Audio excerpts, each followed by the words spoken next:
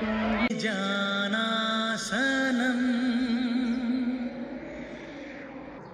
प्यार होता है दीवाना सनम,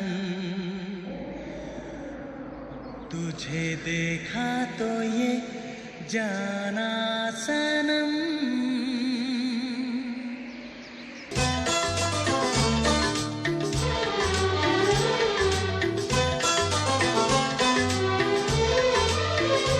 तुझे देखा तो ये जाना सनम, प्यार होता है दीवाना सनम, तुझे देखा तो ये जाना सनम, प्यार होता है दीवाना सनम।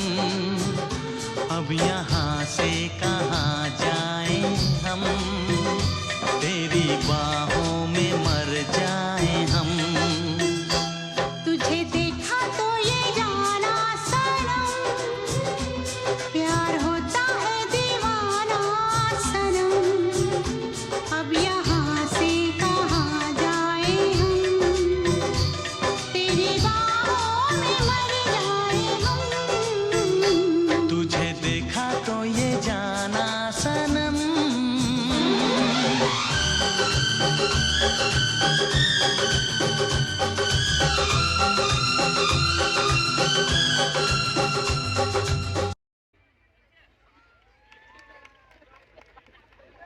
आनिया आनिया तोखे पाए मूं जिंदगी जा सब सुख पाए छड़िया। आऊं अवां सां गॾु ॾाढी ख़ुशि आहियां। बस हिकु अरमान हुयो त अवां सां गॾु दुनिया जे कंहिं हसीन मुल्क में ज़िंदगी गुज़रंदी। इहो अरमान शायदि अरमान ई रहिजी वेंदो। ओ आनिया आनिया आनिया तव्हांखे सॼी दुनिया जो सैर कराईंदुसि, बाक़ी मुल्क खां ॿाहिरि रहण जो आउं सोची नथो सघां।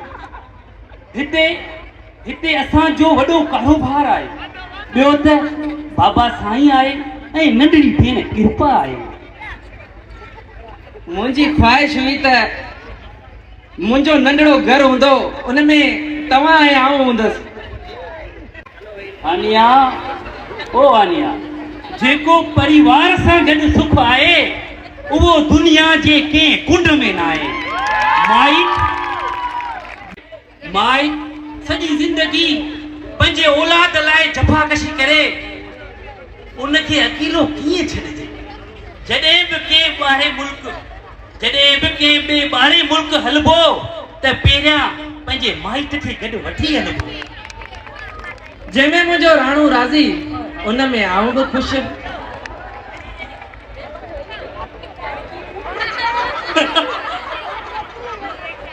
भाभी जिया गर्मी लगी आहे छा? पगर लगी पई आयो। हिन घर में आए रधणो खाइणो रधे आऊं आई आहियां, हाणे जॾहिं बि खाओ। भाभी जिया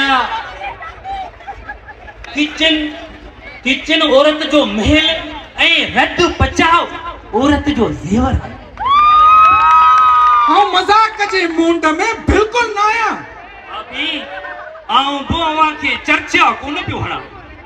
ज़िंदगी जा अगर अज़ाब ॾिसणा हुजनि त इंसान शादी करे। हिकु छोकरी अला कहिड़ा सांडे सीने सपने में शादी थी करे, सपना वञनि सभु समुंड में बुॾी। इहा मानी, इहो घर, इहे कपड़ा।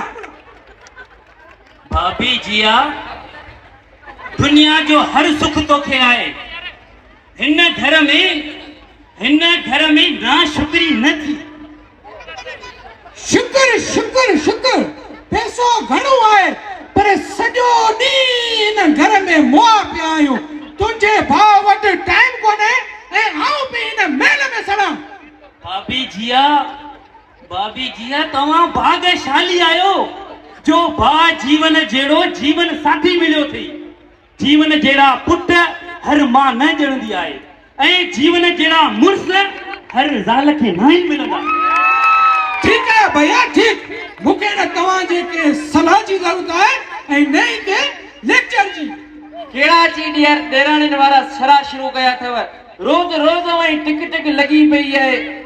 जिया इन घर में कहिड़ी कमी आहे असांखे ख़ुशि था आहियूं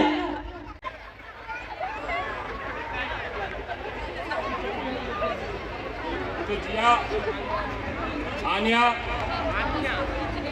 केतिरो अवांखे झलियो अथमि त मूंखे पेरनि में न पओ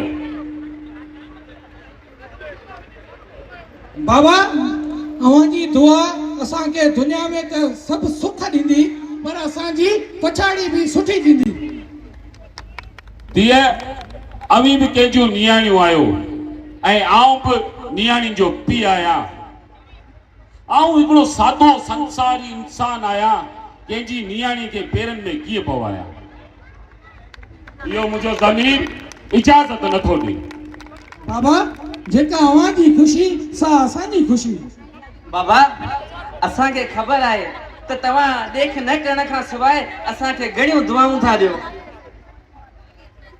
बाबा ये अवांजूं दुआऊं आहिनि जो असां ख़ुशि आहियूं दुनिया जो हर सुख असां वटि आहे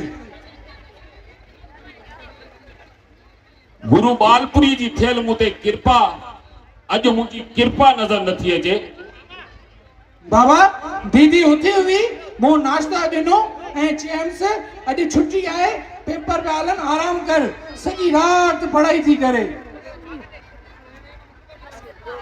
धीअ जिया अवां जे अचण खां पोइ ज़िंदगी सफ़ा पुरसुकून थी वई आहे जिया मुंहिंजी साह खां वधीक अज़ीज़ धीअ कृपा ख़ुशि आहे त सम्झो आऊं ख़ुशि आहियां जिया तुंहिंजे रूप में कृपा खे माउ मिली आहे आन्या जे रूप में कृपा खे हिकु सुठी भेण ऐं दोस्त मिली आहे मूंखे ॿियो ज़िंदगी में छा घुरिजे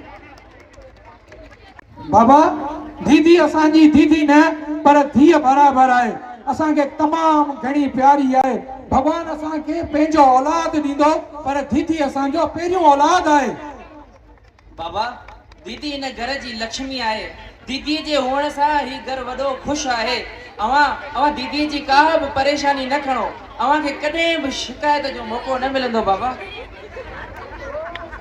गुरु करे सदाई ख़ुशि ऐं आबाद हुजो मुंहिंजो परिवार सदाई वसंदो ऐं वधंदो रहे